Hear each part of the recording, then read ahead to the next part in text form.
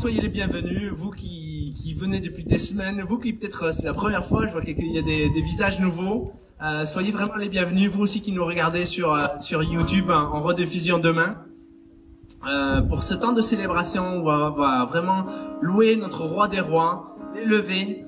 Et j'avais vraiment un cœur qu'en fait, le samedi soir, pour nous, on le fait parce que c'est un temps de repos aussi, mais ça fait plusieurs semaines que le samedi soir, on prend un Shabbat avec Rachel, en famille. Et je pense, au fur et à mesure, que je découvre en fait que le Seigneur a prévu un rendez-vous tous les samedis, un rencard toutes les semaines avec nous pour qu'on mette un peu les choses de côté et qu'on se centre sur lui. Et je sais pas si vous avez vécu peut-être un rencard avec, pas forcément un rencard uniquement amoureux, hein, mais un rendez-vous avec quelqu'un et on sait que l'autre personne a préparé des choses pour vous. Eh bien, on attend ce moment avec impatience. On est prêt pour ce moment. Et j'avais vraiment à cœur que le Seigneur avait prévu des choses pour nous, pour ce temps-là. Alors je sais qu'il y a un peu de vent, je sais qu'à 6 km de là, il pleut des cordes déjà. Alors je sais pas, on sait pas le temps vraiment, combien de temps on aura de célébration ensemble à l'extérieur. Peut-être qu'il faudra plier un moment. Mais je sais que c'est un temps de rendez-vous et que le Seigneur a prévu des choses pour vous, chacun d'entre vous. Et moi j'ai vécu un temps de rendez-vous, c'est 6 mois que je suis allé à une école et c'était un rendez-vous pour moi. Ça m'a coûté financièrement, ça m'a coûté émotionnellement de quitter ma famille, de quitter plein de choses. Et je sais que à ce temps-là, je me suis dit, mais comme ça m'a tellement coûté et que je savais que c'était un rendez-vous du Seigneur, mais je me suis donné à 100%. J'étais un des seuls étudiants, alors qu'on passait déjà la journée à prier, tout ça, à passer des temps de louange. Je me levais encore plus tôt le matin parce que je savais que je voulais tout ce que le Seigneur a prévu pour ce temps. Et tout ce que j'ai envie de vous inviter, peut-être vous lever déjà maintenant pour qu'on puisse prendre ce temps de louange, vraiment le célébrer et prendre le 100% de ce que le Seigneur Jésus a prévu d'avance pour vous. Peut-être c'est un temps de louange on va pouvoir s'exprimer un peu plus avec un peu de vent, avec quelques gouttes d'eau peut-être. Ou peut-être c'est peut-être une guérison, peut-être c'est une réponse pendant le temps de prédication que tu vas avoir à tes prières. Peut-être c'est des réponses que tu vas avoir à des questions que tu n'as pas encore eu le temps de te poser. Mais je sais que c'est un rendez-vous divin pour chacun d'entre vous.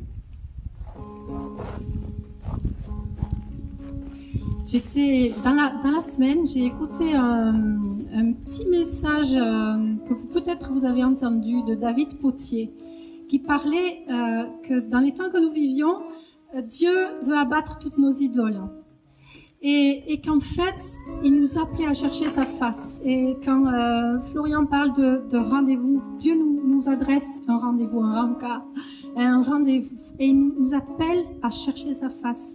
Et il a parlé d'un petit témoignage qui m'a vraiment parlé. Il y a eu un essai scientifique qui a été fait sur des bébés. Et en fait, ces bébés étaient isolés.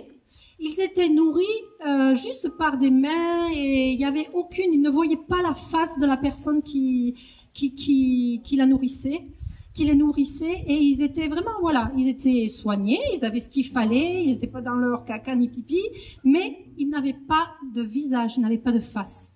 Et en fait, au bout de, je ne me rappelle plus combien de temps, les bébés sont morts, ils ont vraiment végété et ils sont morts.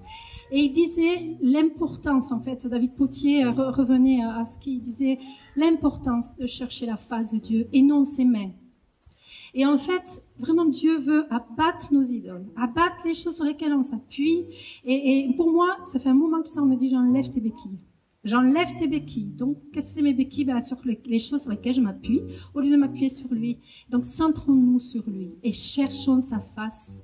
Parce qu'il est le Dieu puissant et vrai, le seul Dieu. Et aujourd'hui, je veux vraiment célébrer le seul Dieu qui est souverain.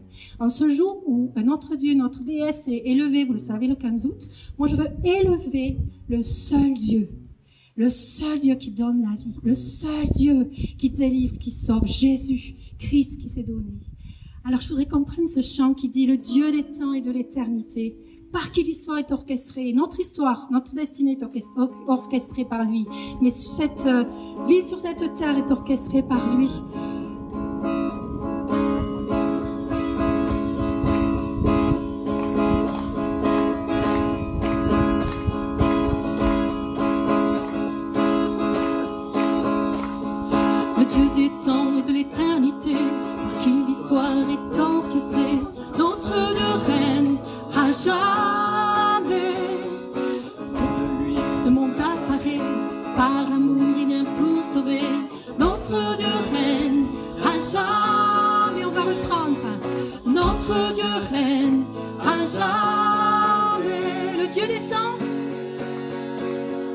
le Dieu des temps et de l'éternité, qui l'histoire est orchestrée, notre Dieu règne à jamais. Un mot de lui, le monde apparaît, par amour il vient pour sauver, notre Dieu règne à jamais, notre Dieu règne à jamais, notre Dieu règne, notre Dieu règne, il règne en tout temps, sur toutes choses, allez le premier et le dernier mot.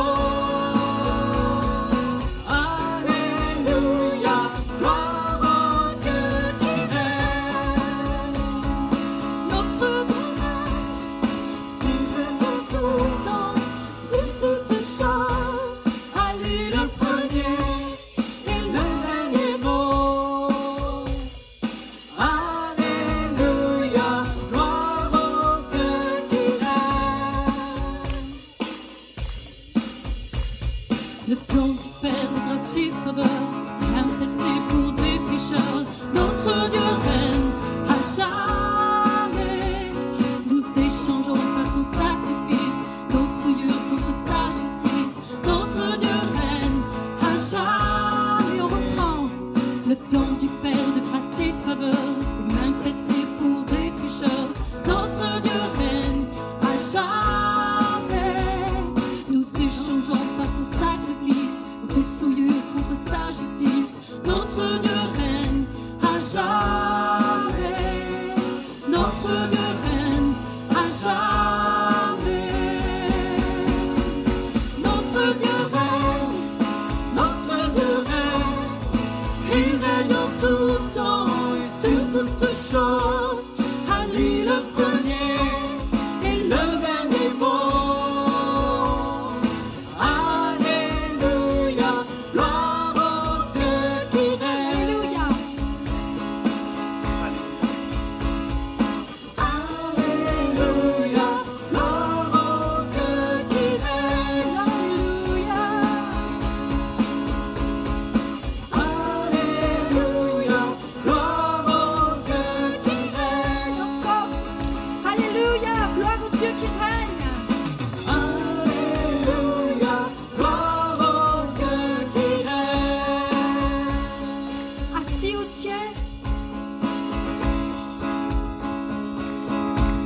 Assis au ciel, sainte autorité, en nous pourtant il vient demeurer. Notre Dieu règne à jamais, tout pouvoir s'effacera, mais son royaume ne passera pas. Notre Dieu règne à jamais, notre Dieu règne à jamais, notre Dieu règne, notre Dieu règne, il règne en tout temps, sur toutes choses, à lui le premier et le dernier mot. Alléluia, gloire au Dieu qui règne, notre Dieu règne, il règne en tout temps, sur toutes choses, à lui le premier et le dernier mot.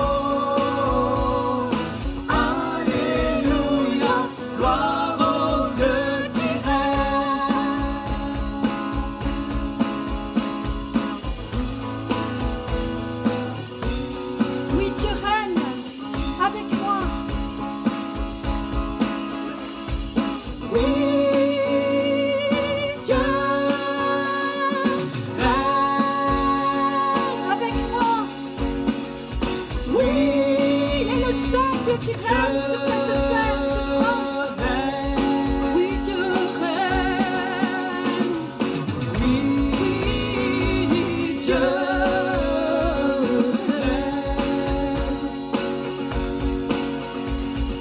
oui Dieu règne, alléluia, alléluia, gloire au Dieu qui règne.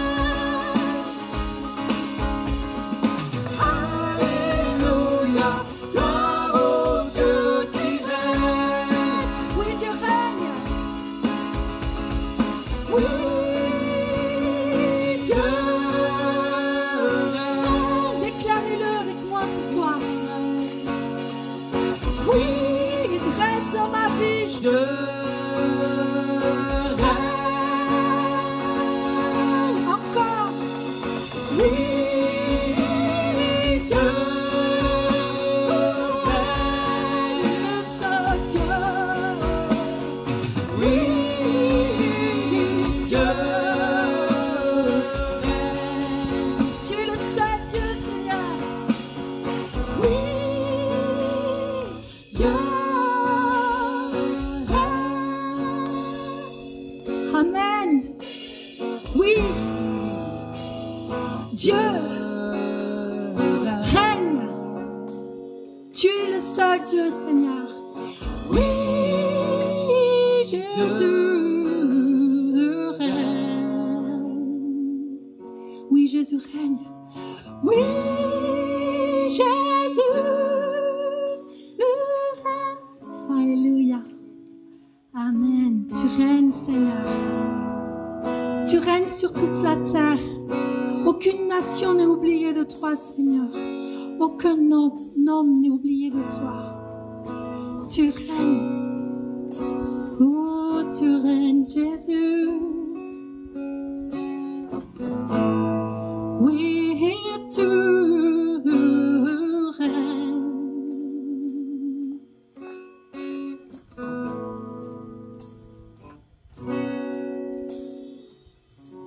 Amen. Je peux entendre un amen? Amen. Dieu règne. Dieu règne. Alléluia. Alléluia.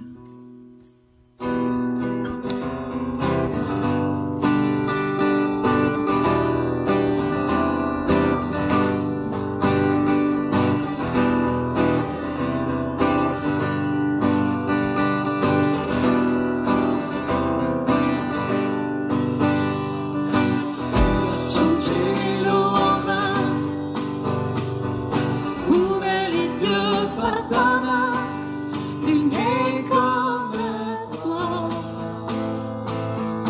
comme toi.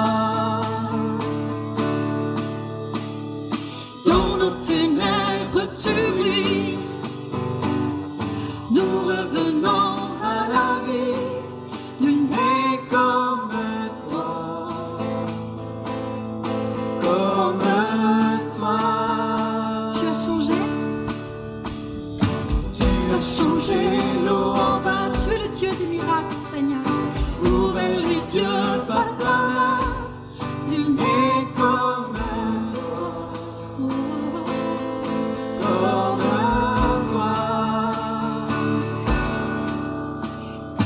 Dans nos ténèbres tu brilles, nous revenons à la vie, nul n'est comme toi, comme toi. Dieu est le plus grand. Dieu est le plus grand, Dieu est le plus fort, Dieu tu es bien au-dessus de tout autre, notre Dieu guéri, puissant il agit au Dieu, notre Dieu, Dieu est le plus grand. Dieu est le plus fort, Dieu est le plus fort, Dieu tu es bien au-dessus de tout autre, notre Dieu guéri, puissant il agit au Dieu, notre Dieu.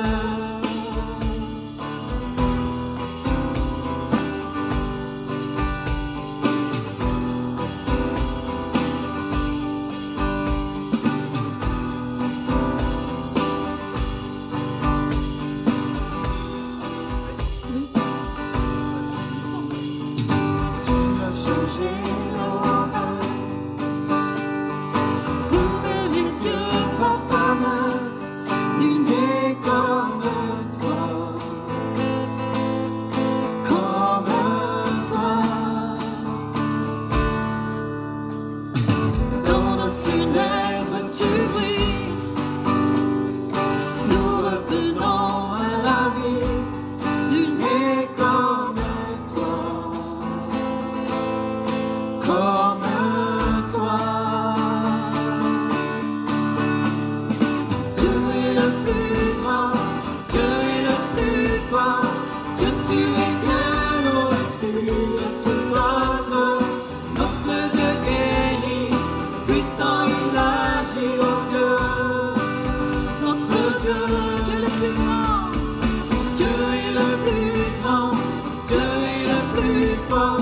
que tu es bien au-dessus de tout autre.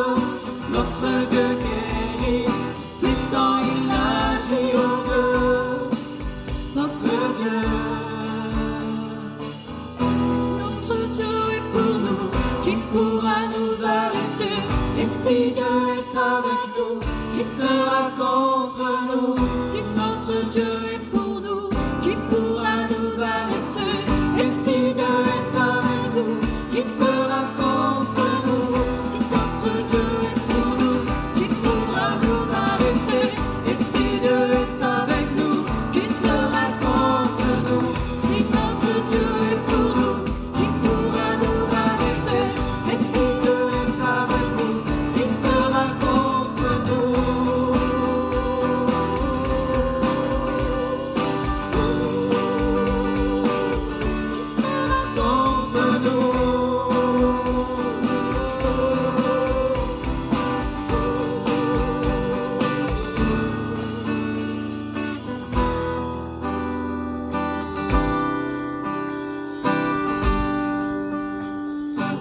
À la croix, tu as tout accompli, Seigneur.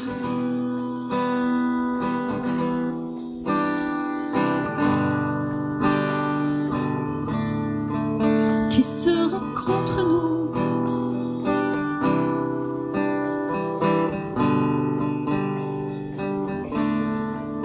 Quand je marche, revêtu du sang de Jésus. Quand je marche, revêtu du seul sang de Jésus. Qui sera contre moi? Qui sera contre nous? Qui sera contre nous? Qui sera contre moi? Qui sera contre toi? Qui sera contre nous? Quand tu marches, revêtu du sang de Jésus.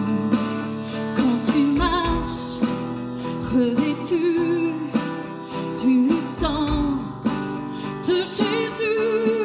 Qui sera contre toi? Qui sera contre toi? Qui sera contre toi? Qui sera contre toi? Qui sera contre toi? Qui sera contre toi?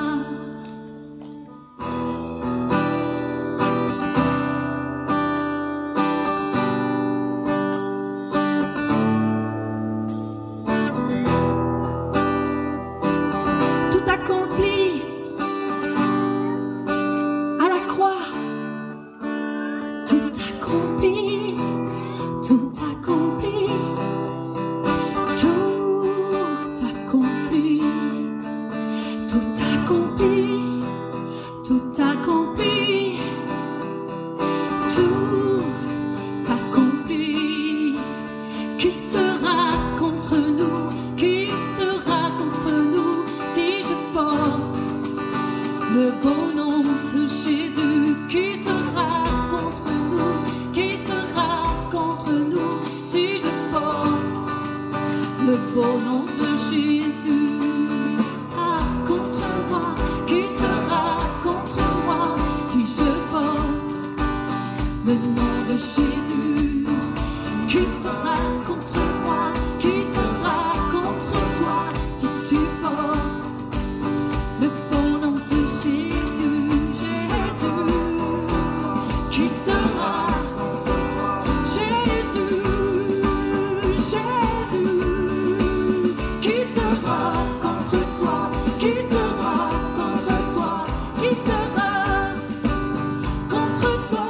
Les portes de l'enfer ne prévaudront pas contre les portes de l'église. Qui sera contre toi? Qui sera contre toi?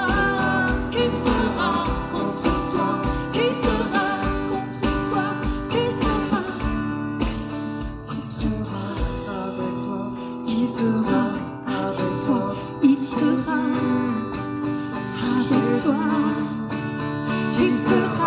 Avec toi, Il sera avec toi, Jésus.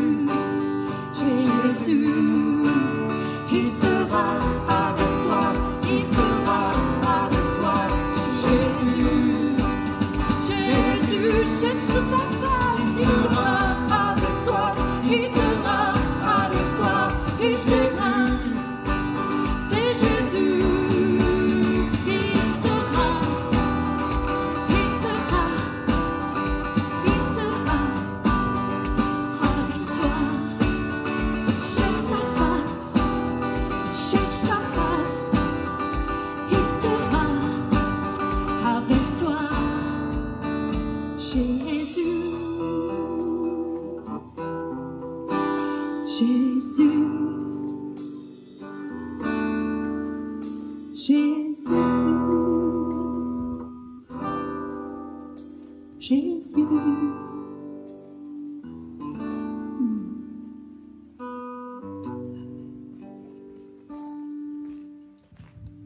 Amen. Merci beaucoup.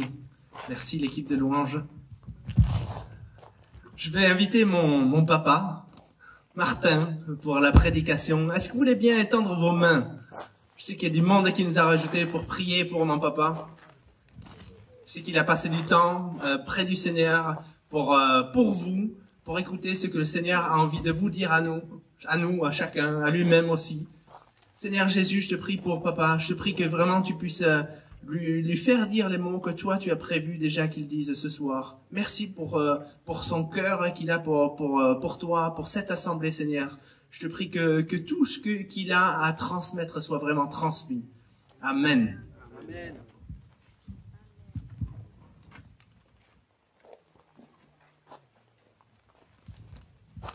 Merci Florian. Merci l'équipe de louanges. C'est bon de louer le Seigneur. C'est bon de se tenir devant lui. C'est bon de s'abandonner à lui aussi. Alors aujourd'hui, j'ai à cœur de vous partager quelque chose bien précis. Si vous avez vos Bibles, je vous demande, je vous invite de les ouvrir en Exode, chapitre 19, s'il vous plaît. Je vous laisse bien le temps de l'ouvrir. Vous trouvez là une phrase en verset 6 où Dieu parle. Dieu dit, en parlant sur le peuple d'Israélites, donc le contexte, c'est les Israélites ont quitté l'Égypte et ils sont pas très loin dans le désert de Sinaï, à 3 mois d'avoir quitté l'esclavage. Donc ils sont là et Dieu dit sur eux, vous serez pour moi un royaume de sacrificateurs et une nation sainte. Il déclare une chose que peut-être les gens n'ont pas vraiment compris encore à cette époque-là. Et ils n'ont pas pu vraiment rentrer dans ce rôle de sacrificateur. À cause de quoi, à votre avis? À cause du péché. Donc, pas très longtemps après, il y a cet épisode que vous vous souvenez sûrement avec le veau d'or. Ça vous dit quelque chose? Donc, où le peuple a désobéi. Et puis, ils n'ont pas pu rentrer dans ce rôle-là pour la simple raison qu'il n'était pas pur.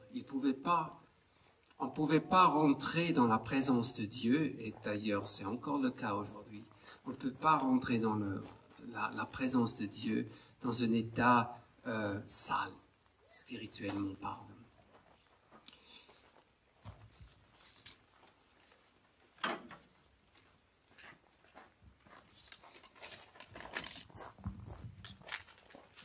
Donc Dieu était un peu obligé de passer à un plan B. Il avait prévu que tout le peuple, chaque personne du peuple, soit un sacrificateur, qu'il n'y avait pas de besoin d'intermédiaire. Donc, comme ce n'était pas possible, comme le péché l'empêchait, il était obligé d'établir des sacrificateurs. Des sacrificateurs ou, dans d'autres traductions, des prêtres. Alors des prêtres, ça parle un peu plus, parce qu'on connaît encore de nos jours des courants chrétiens qui pratiquent ce genre de fonction. Alors des sacrificateurs, c'est des personnes qui sont mises à part pour servir Dieu. Et quand on ajoute prêtre, c'est ce qui est à la base le même mot, ça veut dire aussi une personne qui se met entre Dieu et le peuple. Et donc, à cette époque, donc il y a 4000 ans à peu près maintenant que ça s'est passé, il y avait le frère de Moïse, Moïse qui a guidé le peuple pour sortir d'Égypte. Et Dieu a dit à Moïse, prends ton frère, Aaron, et établis-le comme sacrificateur. Donc, en quelque sorte, Aaron, c'était le premier sacrificateur, ce qui n'est pas complètement vrai dans la Bible. Il y a un sacrificateur, mais ça c'est une autre chose, c'est Melchizedek, qui était bien encore avant lui. Mais c'était notre rôle. On parlera une autre fois de ça. Donc le premier sacrificateur établi comme intermédiaire entre Dieu et le peuple, c'était Aaron et ses fils qui le suivaient, qui étaient avec lui. Donc Aaron était établi par Dieu et au travers de Moïse. Et pour cela, il fallait toute une procédure. La première chose, c'était qu'il devait laver ses vêtements. Et encore ça nous parle aujourd'hui. Laver ses vêtements, c'est-à-dire se sanctifier, se préparer. Et après, il y avait l'établissement du tabernacle. Ça vous dit aussi dans le tabernacle, donc toujours dans le temps ancien, dans l'Ancien Testament, il y a 4000 ans de ça, de maintenant. Dieu a demandé à Moïse de fabriquer le tabernacle où il avait toutes les procédures à respecter. Et entre autres, il avait le lieu saint, là où Dieu est présent, le lieu très saint même, donc l'endroit où que les privilégiés, donc les sacrificateurs, pouvaient aller et exercer leur métier, exercer leur fonction de sacrificateur. Et donc il était obligé de porter des sacrifices, de tuer des animaux et les porter devant Dieu pour apaiser en quelque sorte la colère de Dieu. Et pour ça, il fallait tout un équipement, il fallait tout une procédure, donc il y avait besoin d'un habit bien spécial. Et j'aimerais vous parler de ça, mais juste avant,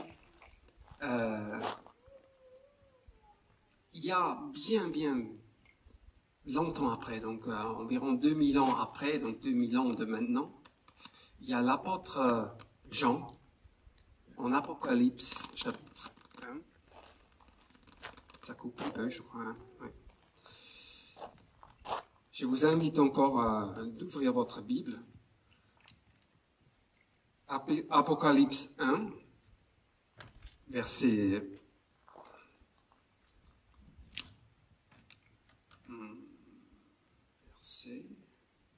Ça, c'est sûr que c'est dans un verset.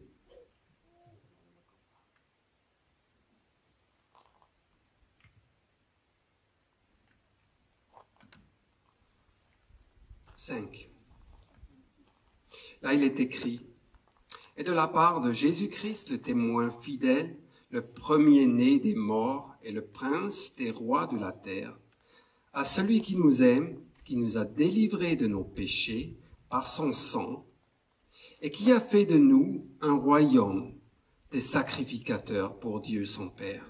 À lui soit la gloire, la puissance, au siècle des siècles. Amen. » Vous voyez, c'est pratiquement la même phrase qui est dite au sujet de nous cette fois-ci. Dieu avait déjà, au temps de la sortie de l'Égypte, cette idée ou ce désir que les êtres humains deviennent des sacrificateurs pour Dieu.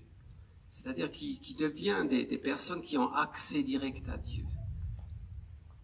À cette époque-là, c'était pas possible, mais 2000 ans après, il y a cet événement que vous connaissez tous par cœur, Jésus qui était crucifié, et au moment même de sa mort, où il a rendu l'âme, dit l'Écriture, dans le temple à Jérusalem, il y avait le voile Donc le temple, en fait, c'était la reproduction du tabernacle où il y avait aussi le lieu très saint.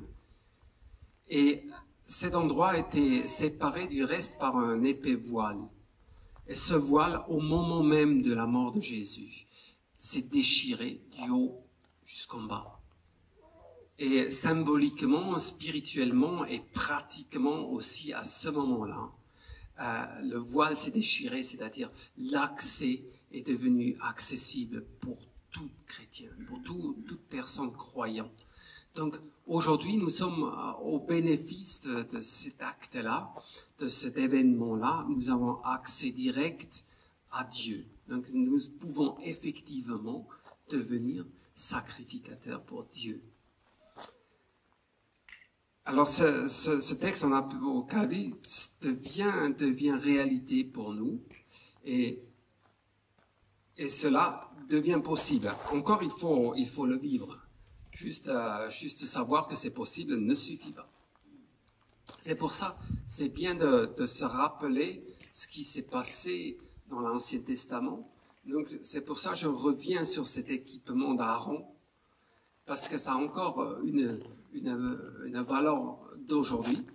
Donc Aaron était équipé je vais vous faire grâce de tous ces détails. Hein. C'est assez compliqué comment devait être fabriqués ces vêtements, comment ça devait se tenir. C'était très très précis. Mais je vais sortir trois éléments principaux à mes yeux qui font reflet pour notre vie d'aujourd'hui de sacrificateur. Il y avait des pierres précieuses. Et sur ces pierres précieuses, il était gravé les noms des 12 tribus d'Israël. Et ces pierres précieuses étaient placées sur les épaules d'Aaron. Et Dieu, il dit, en faisant ça, en écrivant 6 noms sur une pierre précieuse sur un côté et sur l'autre, 6 autres, ça fait 12 en tout, parce qu'il y avait 12 tribus d'Israël. En faisant ça, je me souviendrai d'eux. Et c'est cette phrase-là qui m'a parlé particulièrement, parce que, vous savez, si vous êtes des sacrificateurs, vous qui avez donné votre vie à Jésus, vous avez ce droit de rentrer dans le lieu très saint. Vous avez ce droit de rencontrer Dieu lui-même. Alors si vous venez devant Dieu, vous venez pas seulement pour vous-même, peut-être aussi, comme Florian disait tout à l'heure, je prêche aussi pour moi-même. Mais vous venez aussi pour votre famille. Vous venez aussi pour ceux qui vous entourent. Vous venez avec des pierres précieuses où il y a des noms gravés dessus, qui sont sur vos épaules. C'est significatif pour porter. Donc, en quelque sorte, vos familles, vos amis qui connaissent pas encore le Dieu Tout-Puissant, vous les portez sur vos épaules. Et il est dit aussi, il y avait d'autres pierres précieuses où aussi les noms des 12 tribus étaient gravés et celles-ci étaient portées sur la poitrine, dans un sachet bien préparé près du cœur. Alors vous portez ces personnes sur votre cœur quand vous rentrez dans le lieu très saint et vous les présentez devant lui. Parce que Dieu a fait le choix de passer par nous. Il pourrait s'il a envie d'appeler toute personne qui a envie d'appeler à lui. Pas de souci. Il est grand, hein. C'est le créateur de toutes choses. Donc ça ne lui pose pas de problème. Mais il a choisi de passer par nous. Donc il a choisi de passer par nous pour parler de son royaume, mais il a aussi compté sur nous. Il a décidé de compter sur nous, de porter ces gens dans le secret de la prière, dans le secret du face-à-face, comme Marie-Lo disait tout à l'heure dans la louange, ce face-à-face avec Dieu, que nous voyons son visage et que nous pouvons lui exprimer tout ce que nous avons sur le cœur. Et si nous avons sur le cœur des pierres précieuses où sont noter, graver les noms de ceux que nous aimerions que Dieu touche. Ben, il va les toucher. Il est dit aussi que Aaron, lors de son établissement comme sacrificateur, il était oint. Donc Aaron, il était oint d'huile. Et ça aussi, c'est un fait encore aujourd'hui. Chaque personne, et je ne fais pas d'exception, chaque chrétien, je vous vois bien sage, assis dans la pelouse devant moi. Vous êtes beau et belle, et le Seigneur vous aime. Et le Seigneur vous a établi comme sacrificateur. Il vous a pas juste sauvé de l'enfer, il vous a établi comme sacrificateur. Pas pour être intermédiaire pour un autre chrétien, mais pour être celui qui porte d'autres devant lui, devant son trône. Alors l'onction, vous l'avez sur vous. L'onction, vous avez, souvent, vous savez, on parle des ministères, des grands hommes de Dieu, et on dit, il y a vraiment une onction sur cet homme-là, à quel point il peut attirer des âmes, ou à quel point il peut mettre en action des miracles ou quoi que ce soit. Mais vous savez, chaque sacrificateur est oint. Et toi, tu es un sacrificateur pour Dieu. Ta vie est consacrée pour Dieu. Et puis ça, je reviens sur le dernier des trois symboles que Aaron avait. Donc Dieu avait demandé à Moïse de faire fabriquer une plaque d'or pure qui devait être placée au front d'Aaron, sur lequel il est écrit, gravé, il est dit, consacré à l'Éternel. Donc sur cette plaque que chacun porte spirituellement, hein, sinon il y aurait peut-être certains qui le revendraient, parce que c'est en or pur. Ce serait dommage quand même. Il est écrit, consacré à l'Éternel. Donc sache que tu es consacré à l'Éternel. Et sache aussi que ça se voit. Hein, de marquer quelque chose sur le front, c'est osé quand même. Parce que tout le monde le voit. Sur tous les tatouages qu'on voit aujourd'hui, parce qu'aujourd'hui on ne peut plus se montrer en public sans avoir un tatouage, j'ai rarement vu des gens qui se font tatouer quelque chose sur le front. Mais cette plaque qui est noble, qui est dans le fait dans la matière la plus noble que je connais sur cette terre, l'or pur, il est écrit que tu es consacré à l'Éternel. Et mes amis, ça se voit. Par l'extérieur, ça se voit, vous le portez pas, mais ça se voit quand même. Vous brillez dans ce monde de ténèbres, et on le sait, que vous voulez ou pas, que vous êtes consacré à l'Éternel. Comportez-vous digne de ça, bien sûr.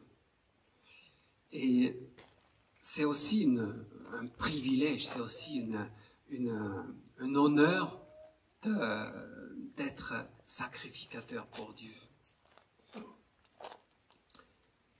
Vous savez, encore dans le Nouveau Testament, il est encore écrit que sans effusion de sang, il n'y a pas de pardon.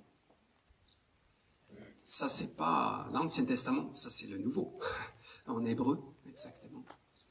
Donc, vous êtes, en tant que sacrificateur, aussi ceux qui appliquent le sang de Jésus. Vous savez, aujourd'hui, on n'a plus besoin de tuer des animaux pour obtenir le pardon de Dieu, mais l'effusion de sang est quand même nécessaire. Donc le seul sang que nous disposons, c'est le sang de Jésus, qui a coulé il y a 2000 ans, mais qui est encore efficace aujourd'hui. Donc dans votre fonction de sacrificateur, vous pouvez appliquer ce son-là. Et vous devez même le faire. Parce que si ce n'est pas vous qui le faites sur les situations, sur la vie des gens, qui voulez-vous que le fasse, qui pourrait le faire à votre place? Donc c'est une habitude à prendre, mais aussi une décision. Et d'abord, avant la décision, encore c'est une conviction qui doit naître. C'est pour ça que je vous en parle. Donc vous n'avez pas seulement le droit, mais là, l'obligation de le faire, parce que si ce n'est pas vous, il n'y a personne à la place qui va le faire. Donc, comment ça se fait? Comment on applique le sang de Jésus à votre vie, à votre avis? Comment on applique le sang de Jésus? Hey, soyez un peu interactifs. Par la foi. Ouais. Et juste parce que tu as la foi, c'est fait. Tu crois et tu agis. Et comment tu agis? En proclamant et en disant, oui, exactement. Alors proclamer. Ça aussi, c'est un rôle du sacrificateur. Proclamer les choses. Parce que l'ennemi de nos âmes, il ne se prive pas de proclamer au travers de ses serviteurs. Il y a plein de choses qui sont proclamées sur cette terre. Mais prenez votre rôle de sacrificateur en main et proclamez la vérité. Vous qui êtes serviteurs du Très-Haut, vous qui êtes des serviteurs de celui qui s'appelle la vérité, Jésus. Alors proclamez, prophétisez sur votre entourage. Vous avez l'onction pour, hein? Il n'y a pas de souci. Le danger, et c'est pour ça aussi je vous parle de ça, le danger c'est que quand on rentre dans les anciennes ornières en quelque sorte, comme certains courants chrétiens le font, d'établir des sacrificateurs qui font le boulot à notre place. Hein, c'est assez confortable d'avoir un prêtre qui accomplit tout ça, et puis moi je viens tranquillement à l'église quand j'ai envie de venir. Mais non. Et c'est pas seulement ces courants dont je parle qui sont dans ce danger-là. Nous aussi, nous sommes exposés à ce danger. Combien de fois on pense que pour une telle demande, pour une telle prière, c'est le pasteur qui doit le faire, hein? Ou combien de fois on pense que ouais, cet homme-là, il a l'onction, donc il vaut mieux que c'est lui qui prie pour la délivrance, ou c'est lui qui exerce ceci ou cela. C'est dommage, parce que vous avez tous l'onction du Seigneur sur votre vie. Vous avez toute la permission de le faire.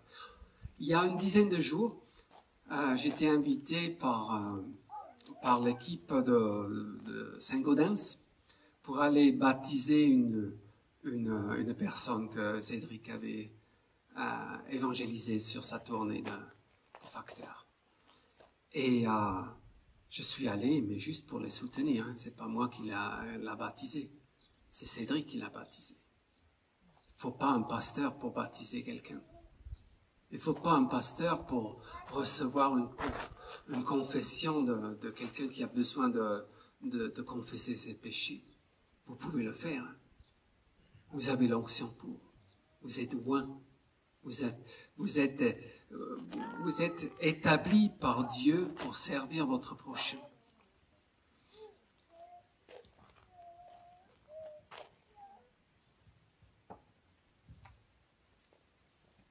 Donc exercez, allez-y. Ne prenez pas le risque de passer à côté. Il y a les premières gouttes qui tombent. Je vais écourter un peu pour rentrer au cœur de mon message, ou au cœur de ce moment que j'aimerais partager avec vous. C'est que la Sainte Seine, ça fait des semaines qu'on n'a pas pris. À cause de l'histoire sanitaire qui nous empêche de vivre ça pleinement. Mais aujourd'hui, j'ai vraiment à cœur de vivre ça avec vous. Tout en respectant tous les gestes barrières, tous les gestes nécessaires. Donc c'est pour ça que je vous demande vraiment de tenir les distances. Venez par là, vous allez être servis avec des gants. Ne vous risquez rien. Mais ce moment, c'est tellement important parce que ça nous rallie directement au vrai souverain sacrificateur, ce qui est Jésus, le seul intermédiaire entre Dieu et nous, c'est Jésus-Christ, mort à la croix, ressuscité pour nous. Et si nous voulons avoir une vraie relation avec lui, nous avons besoin de cet acte prophétique aussi qui est la Sainte Seine. Alors je vous invite de vous lever, de venir vous approcher par là et on va prendre un chant en même temps. Si c'est possible, c'est trop risqué maintenant. On va emballer, on va sauver les instruments et l'électronique. Et on va, pour vous qui êtes en rediffusion, nous allons terminer pour vous. Et je vous invite, vous qui regardez cette rediffusion, prenez un morceau de pain, prenez du vin ou du jus de raisin avec ceux qui vous entourent et fêtez ce moment de communion avec le Seigneur. Et déclarez que vous êtes des sacrificateurs pour Dieu. Déclarez que aujourd'hui vous allez plus loin encore. Soyez bénis. À bientôt.